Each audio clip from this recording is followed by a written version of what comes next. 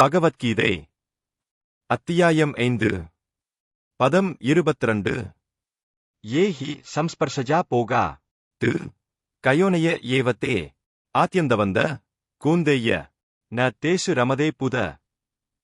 பொருள்: ஜடப்புலன்களின் தொடர்பினால் வரும் இன்பம் துன்பங்களுக்குக் காரணமாக இருப்பதால் அறிவுடையோன் அதில் பங்கு கொள்வதில்லை. குந்தியின் மகனே, இத்தகு இன்பங்களுக்கு ஆரம்பமும் முடிவும் இருப்பதால் அறிவுடையோன் இவற்றினால் மகிழ்ச்சியடைவதில்லை.